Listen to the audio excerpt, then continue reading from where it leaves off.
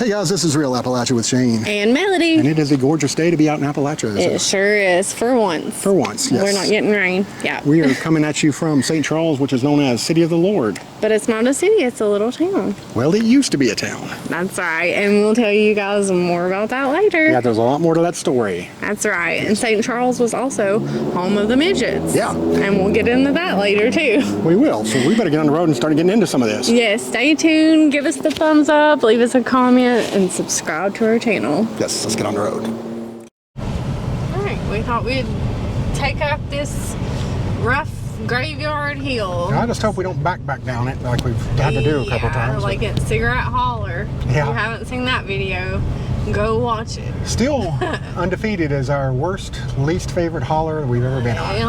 Yeah, although this might come into a second one, second place. Yeah, it's getting pretty steep. Can you imagine this in the winter? Bad, but I did a video over here in the winter with a bunch of icicles, and it was rough. We can remember that as a place to turn if we need to. Yeah, that's why I made a mental note. Yeah, good deal. Looks like Kudzu is making its appearance here too. It's a very, very steep and narrow road. Yeah, but I don't see the graveyard they promised me. I don't either, but it ain't over yet. It ain't over yet. These are my favorite kind of drives when you can get through it, you know, just, yeah. I love being up on the hill. And it must be frequented too because the kudzu would have taken over. True. I don't know where it goes, but I'll still assume a graveyard till somebody proves me wrong. I'm sure. Whoop, the road's getting rough looking. Yeah, it's one gravel roads you've been. If you would like to donate to our Jeep fund. Yeah, if you want to leave us in your will, or we'll accept that. Open to all support. We definitely need some kind of Jeep. That's a very that's pretty the view. funny thing. I priced them, and they ain't what they used to be price-wise. Boy, them things are expensive. Boy, what is? Oh, this is actually really nice up here. I like this. Yeah, this is really cool. That I myself have taken a road and all of a sudden it gets pitted and potholed so bad that you can't take a car through it without tearing out a transmission. So well, don't jinx us. I'm hoping that's not what we end up with.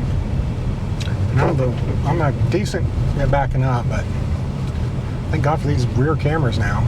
Yeah, for sure.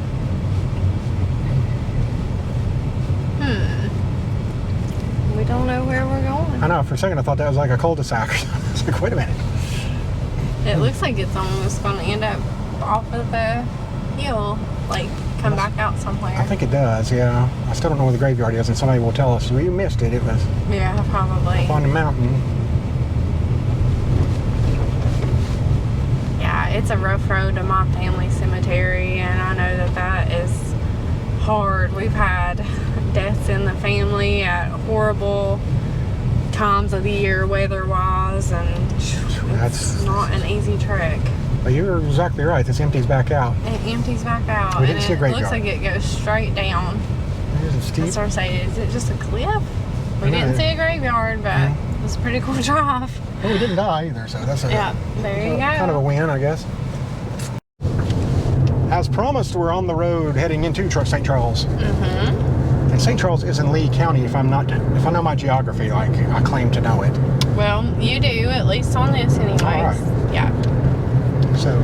So population in 2019 was around 110. Okay. And from what I've heard and read, it's dropped even more in the last couple of years down from that. So we're looking at population in the 70s.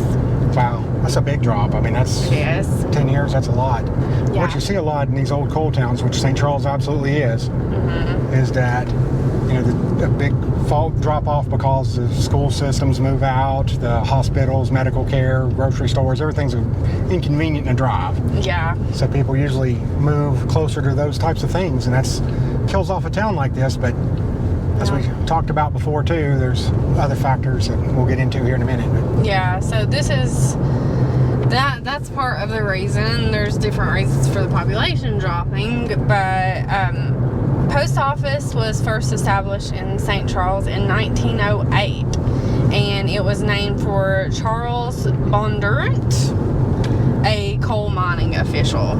And I hope I said his name correctly. Well, pretty close one. Oddly enough, there's a Bondurants in my history. My great-great-grandmother was a Bondurant. Really? Yeah. Okay. Well, a French name. St. Charles was named for Charles Bondurant. So maybe that was one of your relatives. Could have been. Ancestors. Yeah. So, and I think that it was actually incorporated as a town. You see St. Charles corporate limits. Yeah. I think it was incorporated as a town by actually Lee County, not the state, which was a little unusual. And if I'm not misspeaking, it was 1914. Okay. So around that time. I think you said the peak population, I don't know if you said it here before we aired, but it was around 500 or so at its peak, right? Yeah, and at its peak was around the 1950 census with 550 people. Yeah. So then it got down to 206 around 1990, and in that time we were less than 100. So to the left was the ball field and the St. Charles High School formerly, and now St. Charles Elementary School. And we need to get out here and take a better look, I think, don't you think? Let's pull in and do that.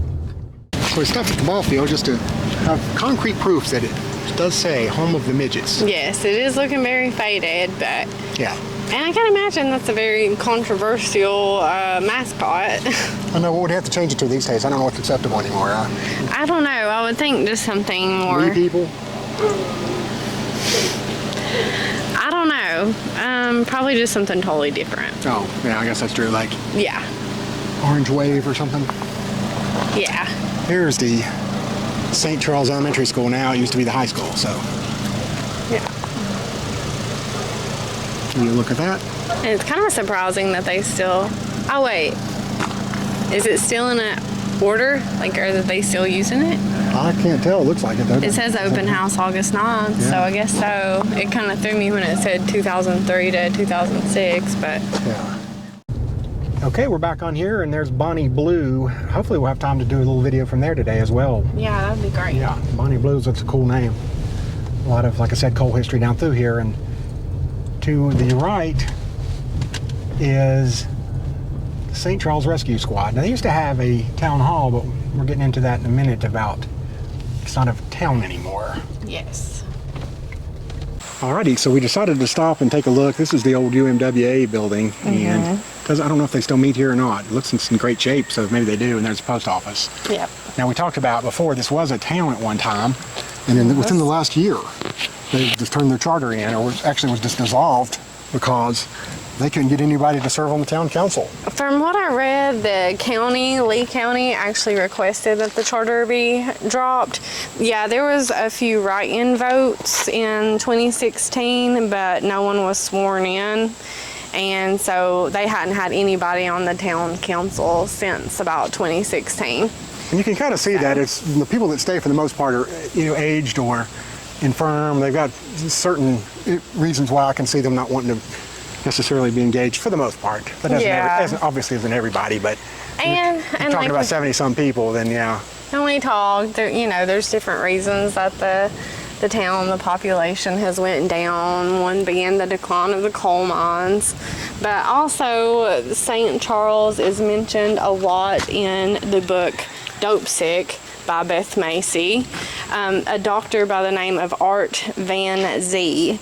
He is actually one that started the fight against Perdue Pharma with the Oxycontin epidemic, and they were seeing a lot of the drug abuse of Oxycontin in this area because there was actually proof that Perdue Pharma had specifically marketed Oxycontin to this area because of its coal miners and a lot of blue-collar workers that often are injured, have a lot of injuries that they could, push their drugs onto. Yeah, just prey on these people. Just to be blunt.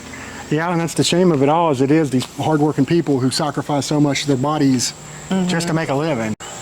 So if you've watched the show or read Dopesick, this show is a little bit you know, it had some dramatization in it, but Perdue Pharma was saying that Oxycontin had a very low addictive rate, and they were marketing the drug that way. And this Dr. Art Van Zee, he was seeing it ravage this small community of St. Charles where he practiced, and also just all of Southwest Virginia. And so he started writing letters, he started forming groups, and really went up against Perdue Pharma. And I just really applaud him for that. But you can see in a lot of these small towns what it did. When you see how few people will stand up and fight for these folks around here. Absolutely. That's part of why we do what we do. We want to tell the story. Yeah. And let people know. Art Van Zee actually wrote an article on a medical journal, and in it he was saying in Southwest Virginia the number of deaths related to opioid prescriptions increased 830% from 1997 to 2003, which was the peak. That is astounding. Yes. But we saw it. They kept saying that it was not, 1% addictive and all that stuff. Yeah. And it was just so patently absurd when you... I mean, everybody in this area has known somebody that you would have never suspected to be addicted to drugs.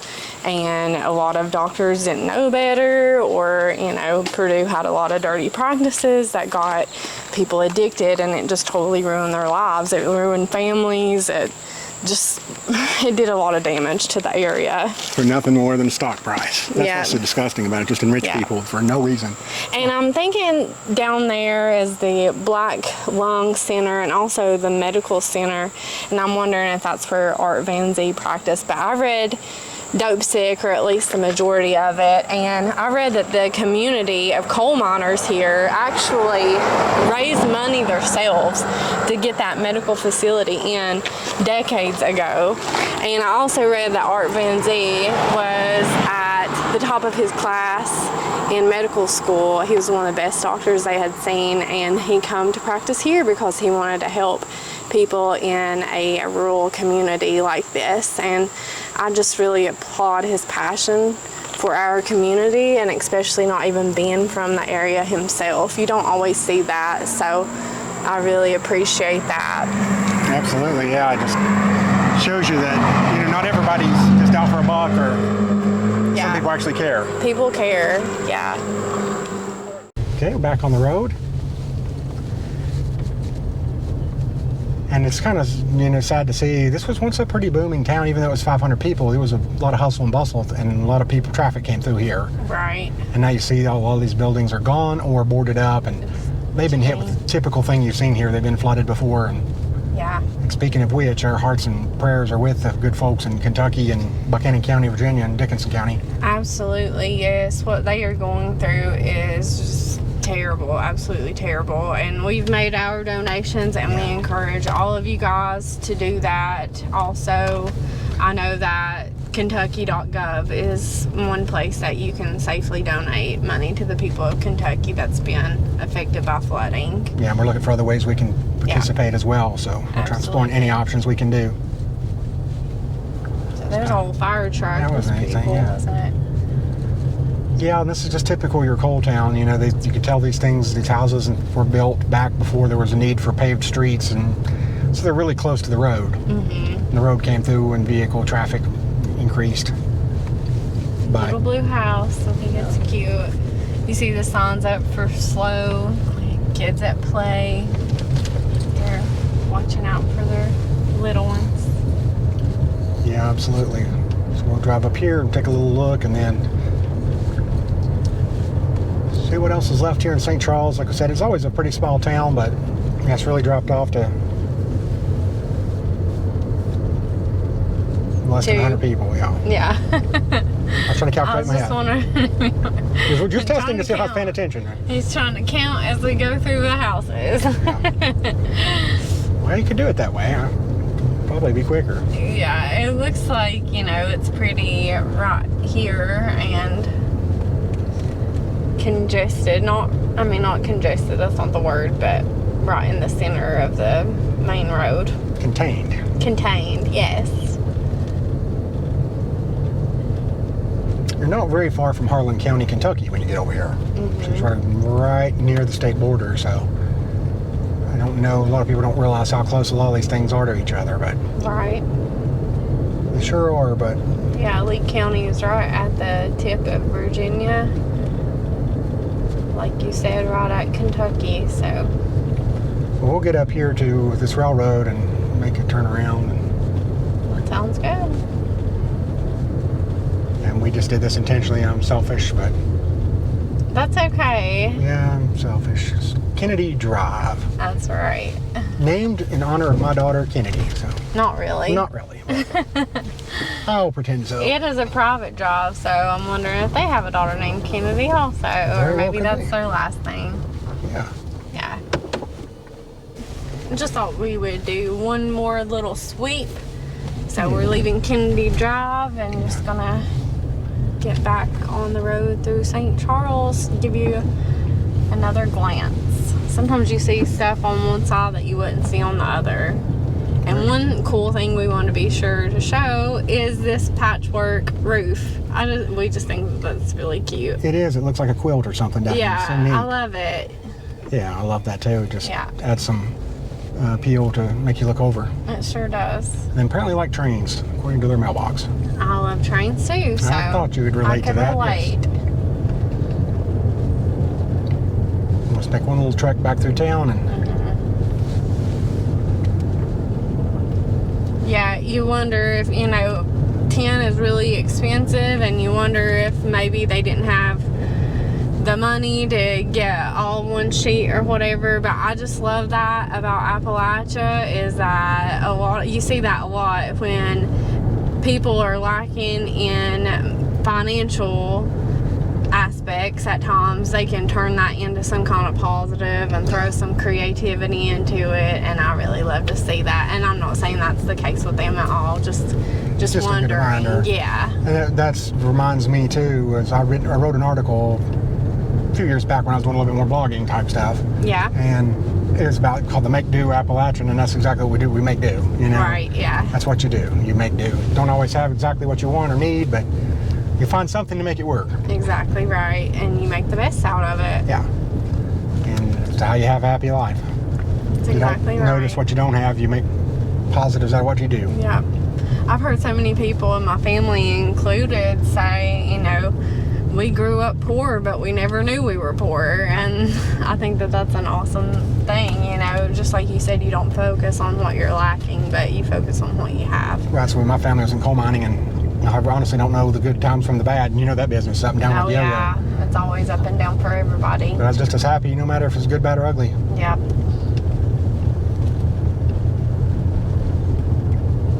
You can tell it's been hard hit, but at one time it's a pretty little town.